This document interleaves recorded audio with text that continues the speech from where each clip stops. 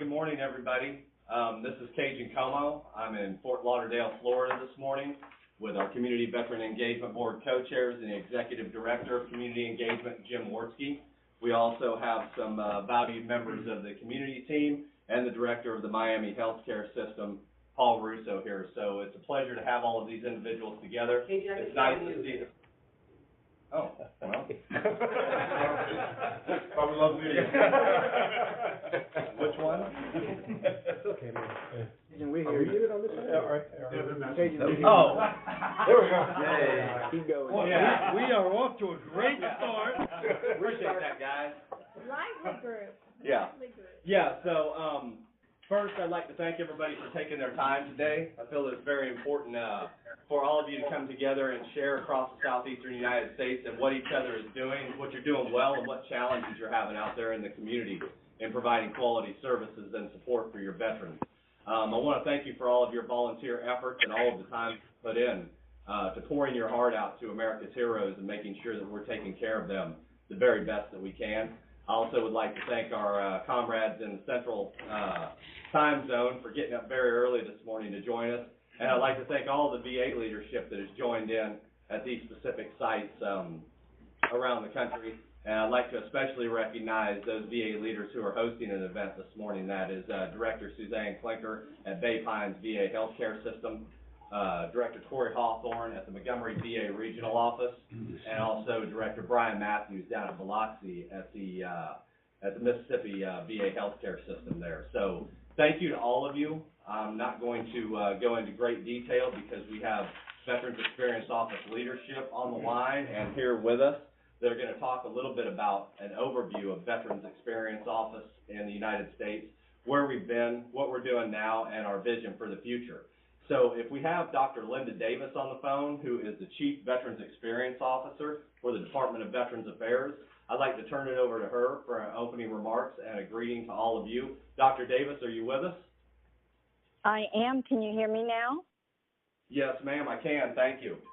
Great. I had difficulty doing the star unmute before the first cup of coffee. So but I was hearing you all. It sounded like a little like Animal House early in the morning with the cacophony. It's exciting to know there's so many people and up and about and eager to be helping our veterans. I really, that enthusiasm is infectious, and I thank you all.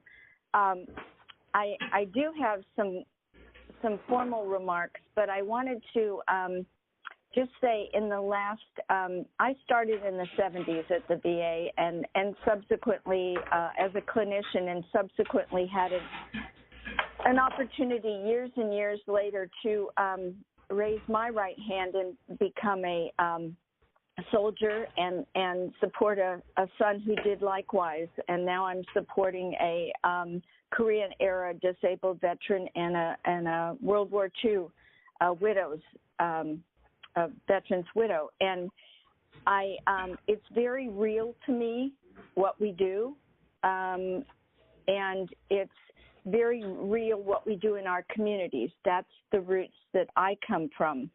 So I understand that what we do within our four walls, whether it's in headquarters in D.C. or in a medical center or in a regional office, is not what, frankly, matters moment to moment, day to day, the most. It really is what our community partners are doing. And I thank you for that, whether it's the incredible work that I've seen with the homeless down in Skid Row in LA recently, or the stand downs that were in North Carolina focusing on women vets, all over the country. You're just really leading the way, and we want to pledge that we want to hear you as well as our veterans, and we want to follow your suggestions and recommendations in enabling you to help us serve our veterans and their families, caregivers, and survivors to the best possible, highest quality care and benefits. That being said, I also want to say that I know there's a lot of changes that you are aware of in the VA headquarters. I don't think there's time built in for Q&As on that, but I'm happy to, at any time, through your contacts and my VEO team, to answer questions about that, changes and impacts, because you obviously want to know, are our relationships that we have stable?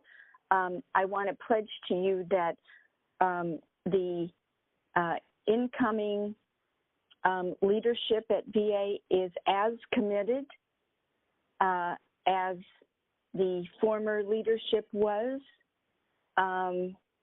I won't make comparisons and say more so. I would just say that there is a steady state of attention to the mission and some refocusing on ways to make the system more rational and easier to access, not only for our veterans, but for you all. So if you have questions, certainly Jim is there. He can relay anything to me, but there is an ongoing commitment not to disrupt services as benefits, but as you will see throughout the day, to in fact continue the ways in which we're enhancing those. But we're excited. This is, in fact, the third of 5 CVEB network events, and the Veterans Experience Office is really honored to be hosting these, and I appreciate Jim and his team. Special shout out to those in the room and Andy. With our local communities, these CVEBs connect to our not only our VA leaders in health and benefits, memorial affairs, and the board, but with our state and county officials, academic members, our MSOs and VSOs, nonprofits, and our private organizations. I always love to walk into a CVEB meeting and see, you know, who's there from corporate and what it is that they want to be providing and assisting with. And it's not because they want something back. It's because they really want to give in their community. And many of them are veterans too, and it's wonderful. As you all may know now, we have 142 CVEBs. That's a testament to the growing commitment that communities have, and the way they see that these are really valuable ways to come together. Some of these, as you know, are long-standing, and others are newly formed. They're all at grassroots, and they're not something we dictate. They're something each community decides to organize, and we help facilitate their capacity. Over 30 of our CVEBs have now received our VA appreciation as veteran-friendly communities through this new initiative we have, and I look forward to seeing as many of you, awarding as many of those as I can, and to having another 30 of those as soon as possible. The goal of this event today is, and really our CVEB initiative, is to promote the local communities, as you all are the ones that build the coalition, and help us bridge the gaps in services. Another key role that you do is help us brainstorm and understand what the local challenges are and what the solutions are, and not one size fits all.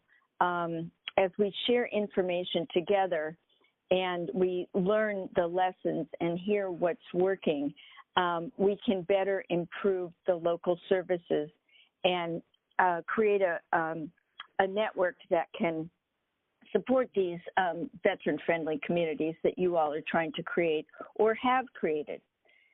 As I mentioned before, supporting the veterans and their families, caregivers, and survivors. Now, you will hear me use that phrase a lot. I do not believe that the veteran, just like military members, really are retained and stabilized because of family members, and that does not just mean a, spouse and nuclear family. But when you're in the military service, you're supported also by family in addition to your family in uniform. And as veterans, we need to acknowledge that it's the family, it's the caregivers, it's the survivors who are critical supports, and they are our partners too. So we have made a pledge during the last year and a half to make sure we call out those other partners. And we're here to make sure that your work in the community is supporting of all of those. Some of the key partnerships are present with us today, and they certainly do recognize the veteran and the family and caregivers and survivors. America's Warrior Partnership is one, and the Bob Woodruff Foundation is another. Those are just two of the many that we rely on as strategic partners to achieve our collective impact. Our goal in that collective impact is more consistent, more complete, highest quality care and benefit services to improve the lives of the veterans and their families, caregivers, and survivors as they determine their needs are. It is not up to me to tell a veteran and their family what is best for them. They need to be telling me what they need at any particular time, and telling you all too, which you hear every day much easier than we do. At VEO, the Veterans Experience Office, we're really excited that we have had leadership to support to create a system using the best data, tools, and technology that industry could offer, best practices in customer services. What we can't do, what we can't buy, is the engagement piece. That's who you are. And without that engagement, we can't meet our critical mission. So it's our CVEBs and community partners that allow us to make sure we've got the boots on the ground, or as the incoming secretary says, that we are walking the post as we listen to the voice of the veteran. And that is our goal now through our customer experience, veteran experience initiative, is to make sure we're listening to the voice of the veteran and using all the data, tools, technology, and your engagement to do that in real time. And why are we doing that? We're doing that so that we can actually make changes and make improvements. We're doing that so we can improve the care as an individual veteran received through what we call service recovery. We're also doing that so that by listening, we can see where there's trends, and we can see where program improvement needs to occur. If it's in one particular department at one hospital, okay. But if it's system-wide, we need to address that too. So we're using these things to address service recovery and program improvement.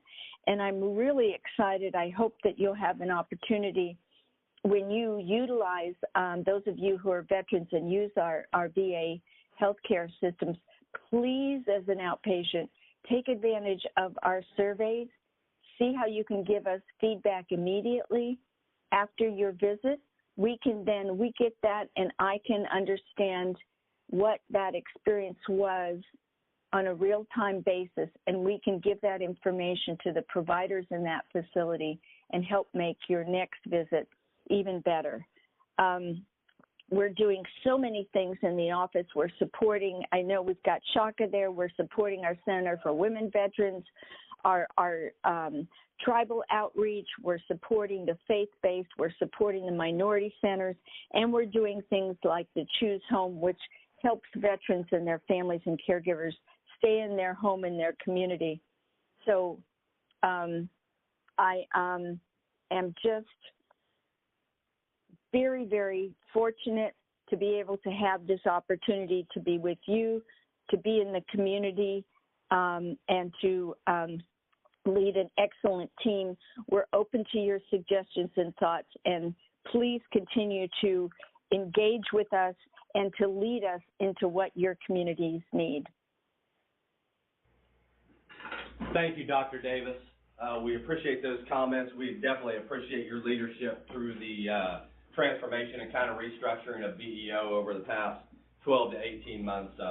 We are definitely set for the future with the close collaboration and partnership of all of our great community partners, both in the Veterans Engagement Boards and also these great nonprofits and other volunteer organizations throughout these communities. So I'd like to pass it on now to Mr. Jim Wartsky, who is our Executive Director for Community Engagement. He is the guy that is in charge of all of us out there in the field, attempting to create closer personal connections and develop trust so that we can continually work together to support veterans and families in the community. So, Mr. Wartsky. Thank you, Cajun. Good morning, all, and thank you very much for those nice words that you were giving us of encouragement, Dr. Davis. Much appreciate you as our leader, and you're doing a great job to support us and the communities and the families. And it's all, starting from your guidance, going out to the field, and it's our pleasure for the community engagement team to be able to share our work with the communities and work with them to help our veterans. Thank you, Jim, but I would be remiss. I cannot get off the call without giving a shout out to my buddy Cajun, who I did not hear the voice. I just have to say hello, and to everybody else in the room, but special hello to Cajun, and thank you, Jim. Go ahead. Oh, you're welcome, ma'am. You should see the smile on Cajun's face from ear to ear right now. Thank you for that recognition, but it's the entire team that we have within VEO that does great work, and it's our pleasure to support the communities, and better way to say is to partner with our communities, as I have Justin and Stella, thank you, who are our co-chairs here in Fort Lauderdale. So thank you very much for joining us at the table. And that's the way I like to look at our organization, is that we are invited by the communities to join you at the table. We also have our Medical Center Director, Paul, here, who comes along. And this is what the spirit of CVEB is, the spirit of the community is, and the spirit of the VA is to join everyone to come. So are my slides being presented, Cajun? So I'm going to get started, and let's try to get the overview. I have the privilege of actually talking a little bit about the Veterans Experience Office, and I will focus on my specialty and the one that's most familiar to us all, and that's community engagement. But VEO is so much more than working with the community engagement, and I'll go into a couple of words on that as well. My challenge, though, is when I have spoken about VEO as an organization, I could easily take up an hour, and I've done it. And so, forewarning, I'm going to try to curtail our conversation down to something reasonable in the timeline that we have, and yet give an overview of what VEO does and all. Now, our organization actually started in 2015, and it was launched at the direction of Secretary McDonald and Deputy Secretary Sloan Gibson, and we've developed since that time. As you heard, Cajun mentioned that we went ahead and morphed into a different organization than what we started. And because of the leadership that we have and the way we look at relating ourselves and learning as we go along, we believe we're on the path that we're going to be improving ourselves to work better with communities. And if that's a requirement that we have to change again in the future, we certainly will. But we've actually gone through and worked now with the organization where at one time we had multiple districts working. We've changed to a better responsibility, and I tell you, I am privileged to have the responsibility of community engagement across the nation. And if you look at the first slide that I have, where it says that the Veterans Experience Office is collecting, analyzing, and sharing the experience of veterans, families, caregivers, survivors with VA services, and the big emphasis on that. About a decade or so ago, I remember everyone saying that we're focusing on the veteran. Well, it's so much more than just the veteran. It's the families, it's the caregivers, it's the whole package, it's the survivors who are there. So the VA has now looked at the entire organization of who is involved when we're talking about our beloved veterans and the times that they've served, because when a veteran serves, it's also the family that serves as well. And we also have the requirement of informing VA policy and operations for accountability, service recovery, and program improvements. And I look at that as being one of our core values in doing the jobs that we're doing. Next slide, please. And what this is going to show is our organizational structure. And as you just heard from Dr. Linda Davis, our Chief Veterans Experience Office, and we highlight exactly where we are in the overall VA structure of the organization.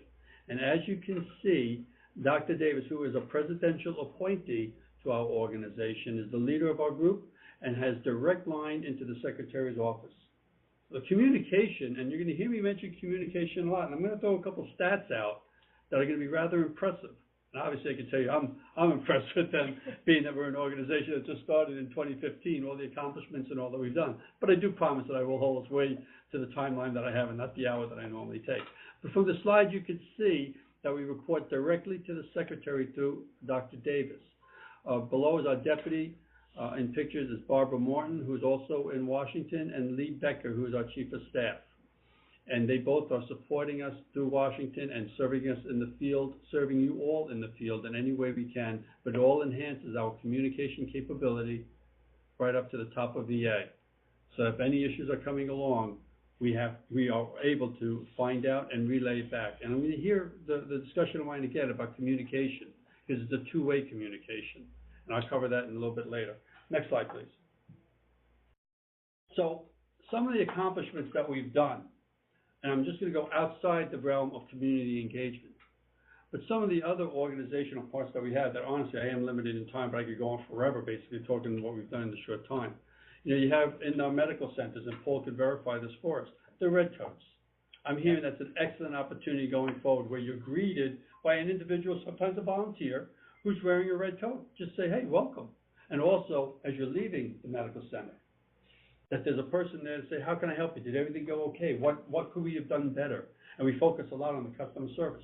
We also are teaching out a class called Own the Moment, where we're going to medical centers and training the staff to teach the teachers in that staff to have a different cultural effect to Own the Moment. And that's Jennifer Purdy's organization, the one that we're facing with our PX group.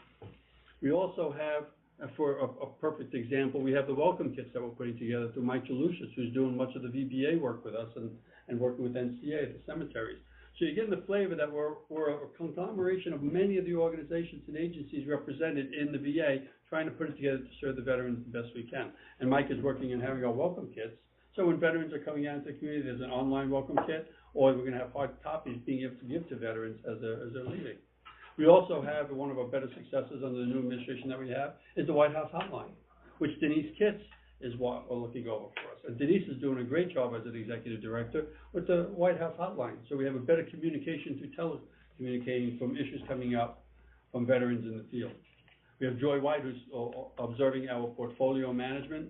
She's an executive director of supporting how much VA can take in or how much VEO can take in with the resources that we have. And there's so much work for us to do, but we have to make sure we can staff it properly. And of course, lastly, I'm going to talk about Curtis Carey. And Curtis Carey is handling much of our matrix work.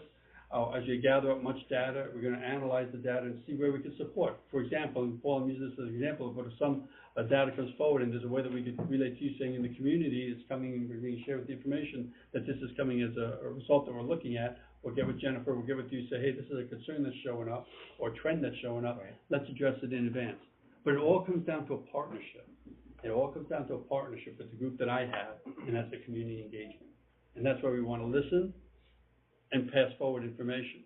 But my key point is on listening. So here's the community engagement slide. You could read much of it, but I'm going to just highlight a few. Remember I referenced veterans, family, caregivers, and survivors may not have access to coordinated support of local veteran services providers or advocates and community leaders. VA must partner with local communities.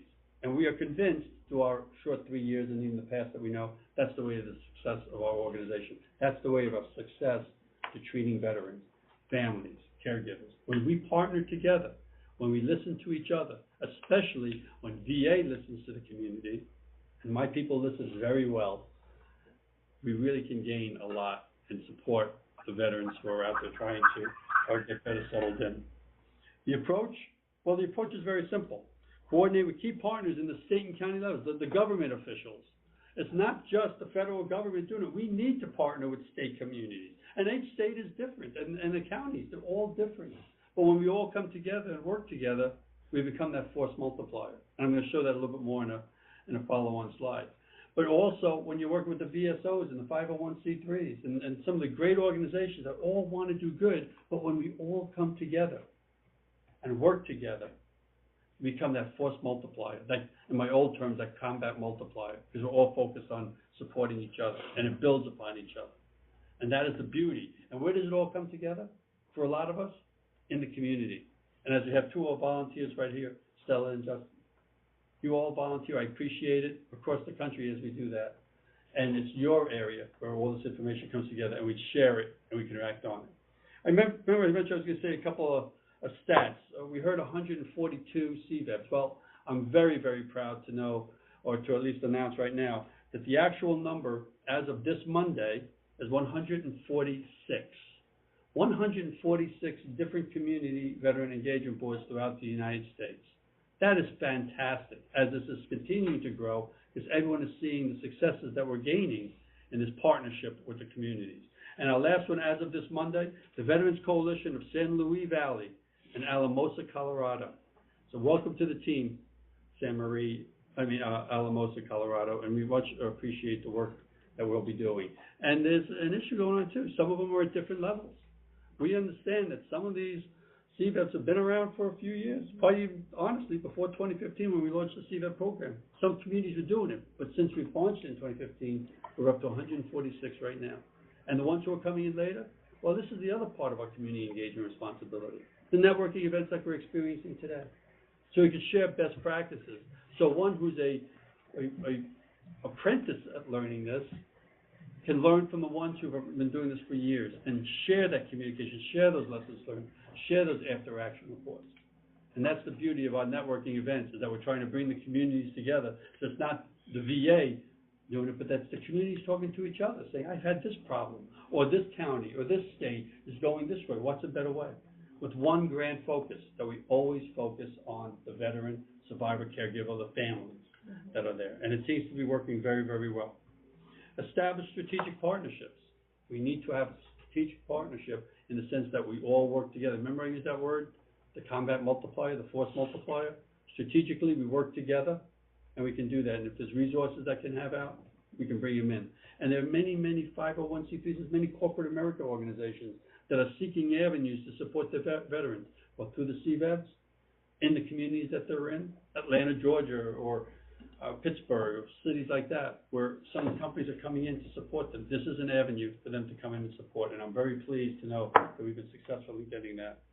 And of course, the last thing that we are doing with community engagement is we're supporting some of the federal advisory committees, where the communities get together to give an advice on how to work with the secretary to get some resolutions done.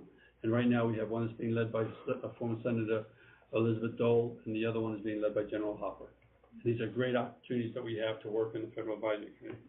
And what do we anticipate as our outcomes? Well, I mentioned it already too, in a very, very good manner. I'm looking at two-way communication. We want to listen, and we also want to be passing out. As I mentioned earlier, and I'll mention it again, my team listens very well, and we support listening to them as best we can. I want to give some other stats that I said, as I mentioned that there are 146 CVEBs in the network right now. Those 146 CVEBs are reaching 12.5 million veterans, over 50 million families, caregivers, survivors, who reside in the catchment area. 50 million families and caregivers and veterans are being affected by the work that 146 CVEBs are doing in the community. It's our way of reaching out with the primary mission, as I'm going to say for the third time, listening. The VA needs to listen, and we want to hear what the communities have to say. Next slide, please. Cajun, how am I doing on time? Got about 5 minutes, Jim. Okay, we're going to, so I said I could easily go for an hour on this, and so we're going to keep ourselves to a normal abbreviated state. If you look at the slide that's being presented, to the left of that slide, you see the typical veteran and family coming into a community. And where do they go? And I love the pictorial on this one, because there's all different directions. They don't know if they should go to the state. Should they go to the county? Should they go to the federal government? Where should they go? Should they go straight to a 501c3? But in the CVEB model, as you look to the slide portion on the right, well, the CVEB becomes the hub, or as I commonly call the nucleus, where the leadership is there bringing everyone together. It's chemistry talk, I guess, or sometimes I'm trying to bring it all in. But that's where it all happens, is that CVEBs, and that's where our communications happen, and everyone starts leaning in to become that force multiplier, and the veteran could go to the CVEB and say, hey, this is what I'm trying to do. And it's not all just 501c3. It could be something simple like a mentorship program.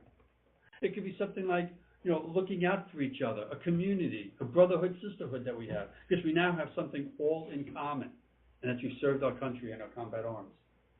And for that, we want to assist in whatever way we can in making a clear path for our brothers and sisters who are coming out of the service by those who are in the service, mentorship programs, helping jobs, helping getting houses, whatever the community can do to support, plus the 501c3 and the requirements that are needed at the VA as they're processing through. Next slide, please. A very quick pictorial of the United States, and this is what we look like with about 140 plus CVEBs across the nation. And there's still room for growth. We know it, but that's what we're looking at right now. That is our footprint as you put it down. And I'm very glad to see that we have the Virgin Islands on that one because we haven't omitted them at all. We work very closely with all our territories and all the states, and we understand that we're going to continue growing as the need survives. And the last slide I'm going to put up is what I'm going to be focusing on one more time, is that if there is any assistance that is needed in trying to support it, you have myself, my email, direct email to me, and you have my deputy, Chris Olson, who can take these emails in. And with my team, we are willing to help out in whatever way we can, and we have a team such as Cajun is here, and I saw Doug Webb on the site, Tony Davis is at another site, we have Andy Martinez at another site, who are all supporting the CVEBs that we best can. And if you know that there's a requirement in your neighborhood, or you want to get one to start up, or you know of an organization that needs one because they're gaining that momentum of supporting our veterans, please contact us. And on behalf of myself, or the community engagement team, people like CVEB, Cajun, and all the CVEBs that we're supporting, we have, as I mentioned, Chris Olson, my deputy. I have Lynn Patrick, who's my administrative officer, and Andy Martinez, who's my program manager. We are all here to support you in the field, and we are so supportive, and we are so pleased that we are partnering together to serve our veterans, caregivers, survivors, and families. So thank you very much for the time that I had a chance to give a very brief overview, focusing mostly on the community engagement, my piece of the pie over here. But I appreciate all the time that we have as we continue on this morning with our networking event. Thank you. Thank you, Jim. So next we have a presentation on the Women's Human-Centered Design project from one of my esteemed colleagues, Shaka Khan Lee. I miss you, sis. You're doing a great thing in the Women Veterans Program, and so I'd like to turn it over to Shaka to provide us with an overview of what is happening within VA to focus on our women veterans, and also maybe some of the plans for the future as we go forward in collecting data and information to better serve that segment of the veteran population. Shaka, all you. Thank you, Cajun. A quick question. Do you have the PowerPoint, or do I need to present it myself? Chaka, this is Tony. I can run the slides, the latest copy I have for you, or you can run them. Your call. You can run it, Tony, please. We're going to start at slide 10.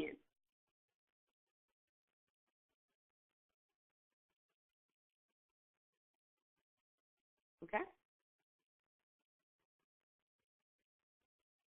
Well, good morning. Thank you, Cajun, for that great introduction. Like you said, this is my team, will always be my team. Thank you, Jim, for that great introduction of VEO. I could have sit and listened for you for a whole hour because I am a big fan. I'm not biased to anything of VEO. But as I said, I actually used to work directly with Jim Worski and Cajun and Tony, and I miss them dearly. They will always be my first family at VEO. And thank you for inviting me to speak on the Women Veterans initiative that we have and our partnership with the Center of Women Veterans. Kayla Williams was scheduled to present today. However, last week, Kayla resigned from the VA, and so she actually went to another facility, another office, and so we wish her well. We're going to miss her greatly at the Center of Women Veterans, but so I'm going to present an abbreviated presentation today, and on our next CVEB presentation, her deputy will join us, which is Anna Crenshaw. So first, I want to thank you again for having me. And as a woman veteran, I appreciate and I'm very hopeful that VA is doing a deep dive into women veterans' pain points and challenges to get an understanding of what we as women are experiencing as we engage with VA, particularly VA healthcare services. Again, like I said, as a woman veteran myself, I am, again, very hopeful that we're going to make some changes and help rebuild that trust with our women veterans. Women veterans are the fastest growing demographic group of veterans in the United States, and they currently make about 2 million or about 9.5% of the 20 million living veterans today. Whereas the number of veterans are overall decreasing, the number of women veterans are increasing rapidly. This continued rise will result in a more demand for women health care services, and so we want to definitely capitalize on those engagements with our women veterans. Our annual surveys indicate that women veterans have lower trust scores, so we in VEO office, or Veterans Experience Office, administer an annual trust survey. And when we received those results back, we saw that our women trust scores are a lot lower than our men. And so to understand why, the Center of Women Veterans and VHA, or Veterans Health Administration, Women Health Services, and the Office of Veterans Experience teamed up to explore currently why women veterans trust scores were so low. Our research, we spoke with women who currently use VA healthcare, who tried to access VA healthcare, and women who at one point in the past used VA healthcare but never returned. So by helping to document where women veterans experience pain points and challenges along their outpatient care journey and within VA, we can work to address those pain points and improve the experiences and, again, bring those women veterans back into the VA to use their benefits and services. We want to create a consistent experience that will build that trust across and within VA facilities, where women can feel like they can trust us as VA. And, again, we want to improve that care for women veterans. And when we improve the care for women veterans, we will elevate the care of all veterans. Next slide. For the women we spoke to, we facilitated one-on-one interviews. We facilitated human-centered design workshops, and I'm going to go into detail a little bit later about what a human-centered design is. We also utilized qualitative and quantitative data from our Center of Women Veterans, as well as Veteran Health Administration's Women Health Services, their barriers to care reports. And so we use all that data to facilitate, to actually deliver some of our statistics. So the women that we spoke to had an average age of a little bit around 51. 15% saw their providers in the primary care clinic, and the other 85% saw their providers in a women's health clinic. 38% served in combat, and the average year served was a little bit over 10. And we spoke with women in every occupational field, or MOS, as some of us military-minded individuals address our occupational specialties. We spoke to women who were CIA agents, drill sergeants, military police, chemical operations, clerical. They were in all occupational backgrounds.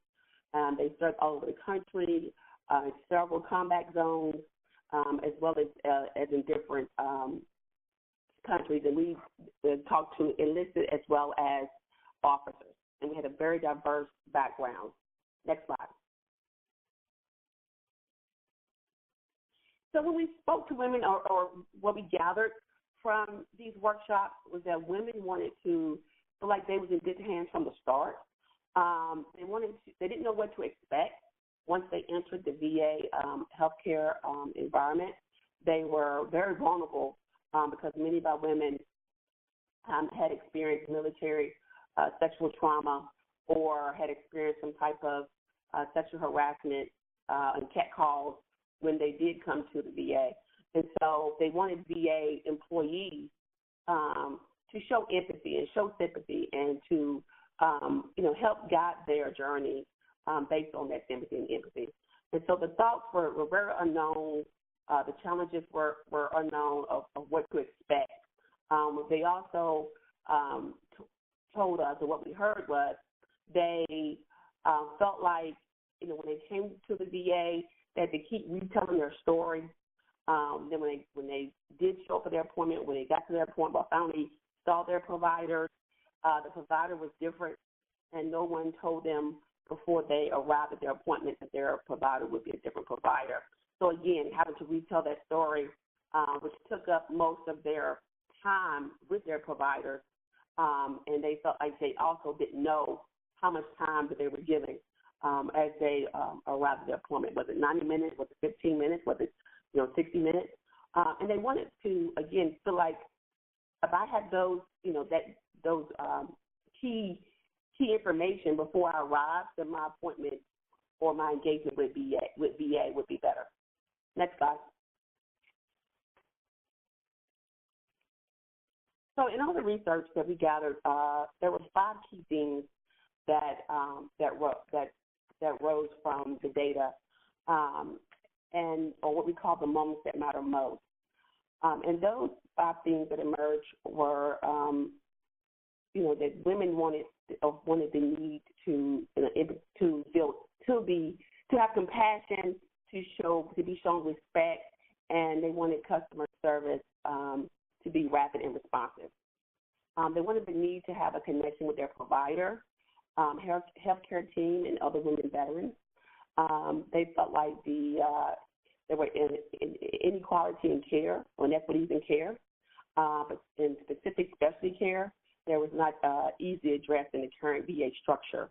There was eagerness for women veterans to co-design solutions for their care. They felt like, they didn't want to just complain. They wanted to be a part of the solution. They wanted their providers to involve them in their care plans.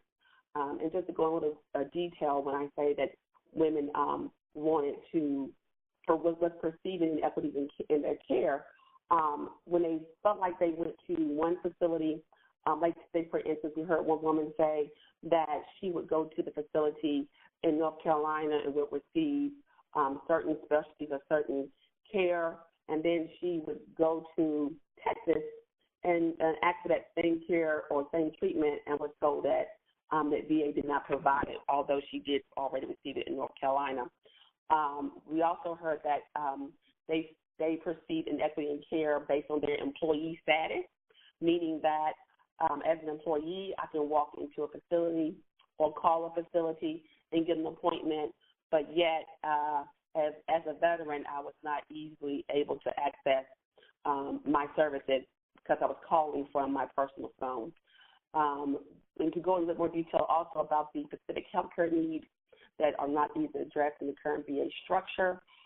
Women veterans felt like their gynecological needs, they was often being sent to private healthcare facilities for those needs, in which they wanted to be in-house. They wanted to come to the VA because when they go out to these, to the private sector or to the community care services, they felt like they weren't being treated as veterans, and that the healthcare teams wasn't was providing as much sympathy and empathy as the care that they could possibly receive in the VA. Also, they felt like, once the billing for that specialty care, the bills were not being paid by VA, which caused an adverse effect on their credit report. Next slide. So all the data that we gathered, we asked women veterans in those workshops to identify the moment that mattered most to them, and we used the veterans experience patient experience journey map, which is a journey map that we currently have that was developed maybe over a year ago, which actually gives the moments that matter from before the appointment into after the visit for the average veteran's experience as a whole. So we use that as our basic or as our platform to develop our VA Women Veterans Patient Experience Map. And so we put a blank journey map on the board, and we ask our women veterans to use stickies, just average stickies, and to go up to that actual journey map and to place a sticky on the moment that mattered most to them, and to write why, to give us an explanation of why that moment mattered most. And as you can see from the journey map, if you can see it, and I'm going to ask Tony that he send out a copy of the journey map and the storybook to the attendees so you guys can have a full copy of this. But as you see, the most of the pain points are demonstrated right in doing the appointment and specifically a meeting with their provider. And so, and we've heard, that was the moment that mattered most to them, and that was where they experienced most of the pain points. Next slide. And so the approach that we use in order to gather the research, in order to gather information from our women, is called a human-centered design. And we as VEO, and which makes us different from all agencies and programs in the VA, is that we actually talk to our customer, in this case our women veterans, and to understand their needs and wants. And then we develop resources or products or tools that they wanted, that actually we co-authored with our customer, and that we heard what their wants and needs are. So it's a qualitative research, and we center our research efforts around the people and their experiences, processes and systems to gather their insight, and then use that insight as touch points. And so that's the nature of most of the work that we do in VEO, in gathering customer experiences. And that way we're better to create change or design solutions, again, based on the customer needs. Next slide.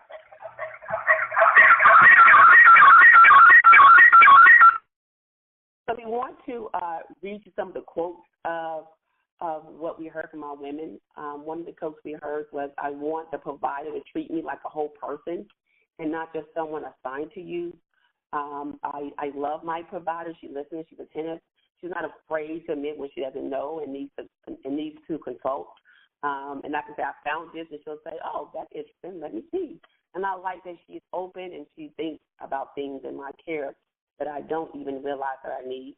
Another quote from a woman veteran was, "We women veterans are our best advocates, and let's look for openings and let's look for ways to advocate.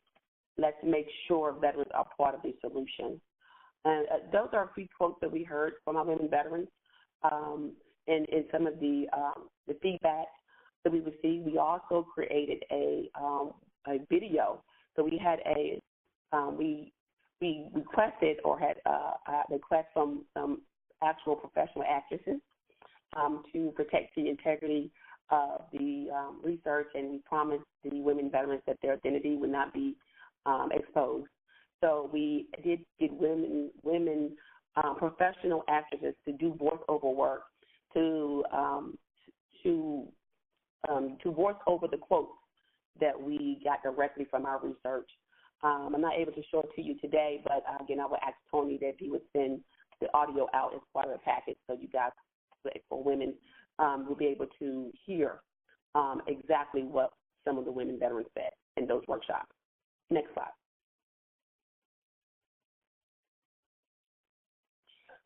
And so what are we going to do? That was some of the questions that women veterans asked us as VA employees. And, hey, we do workshops. We talk about all these pain points and challenges. But, what are you as VA going to do? And so we created a storybook, and I have it here. Again, I'm going to ask Tony to provide an online copy to you. We designed a storybook that gave the complete story from beginning to end of the processes, and in that storybook, you will read that there were several recommendations provided from the Veterans Experience Office to the field staff and to VA leadership, again, at the facility level, division level, as well as VA leadership level, of ways that we can improve our experiences and improve our engagement to help rebuild that trust with women veterans. And so one thing that we also did was we created design opportunities for further research of what women veterans wanted to see. And some of those design opportunities was built around how to create a culture where women veterans felt equally respected as patients, and also how to foster a more positive relationship between women veterans and their providers, as well as, how do we set expectations?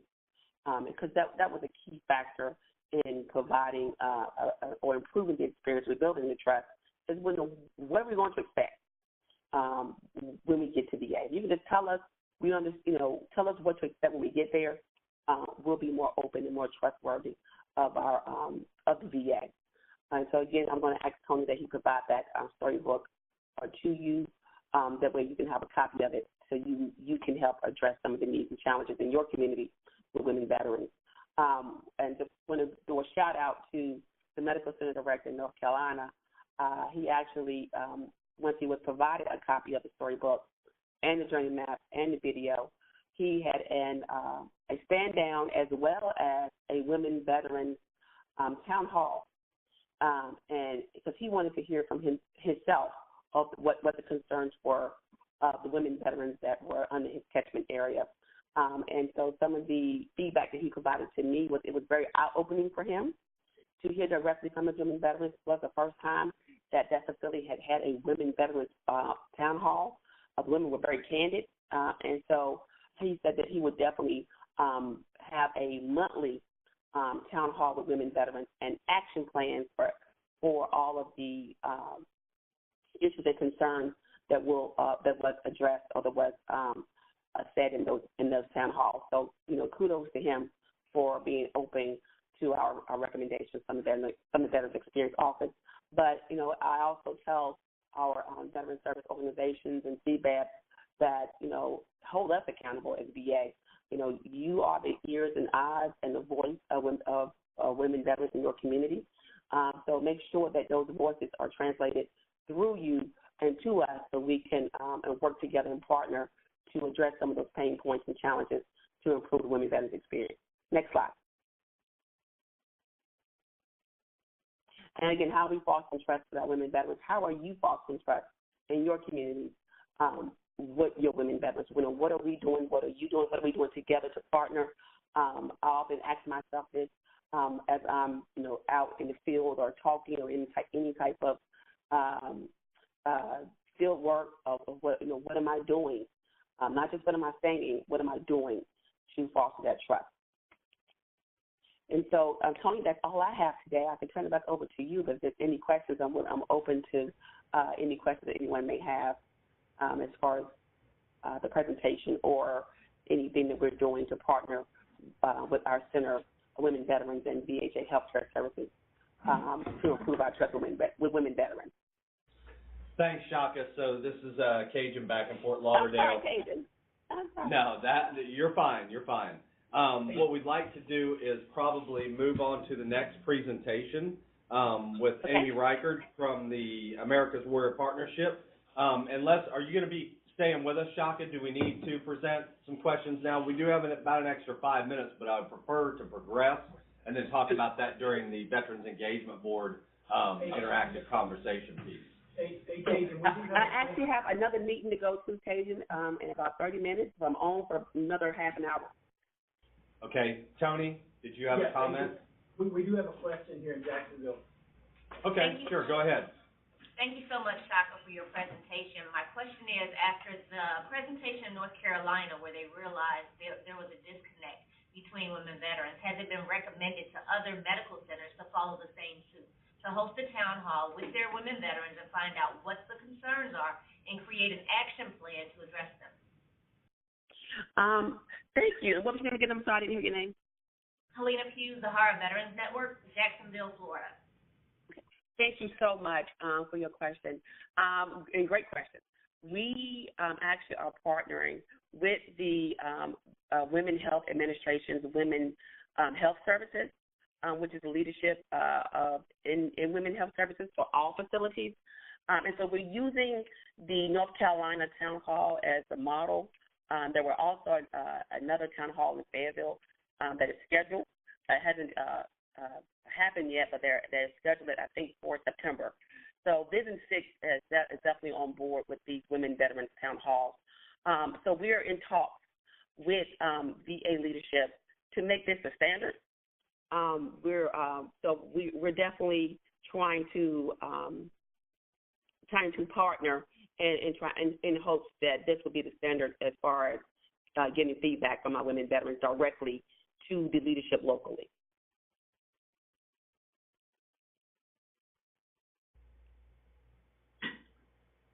Did that answer your question? Did that answer your question? Oh, yes, absolutely. Thank you. Sure. Do Thank we have any questions from other sites quickly before we lose Shaka and move on to the next presentation with America Warrior Partnership? Outstanding. Shaka, thank you very much for your time. We appreciate that information. We appreciate all the work that you're doing on behalf of our female veterans throughout this great country. Have a great day, man. Thank you. Thank you. Sure.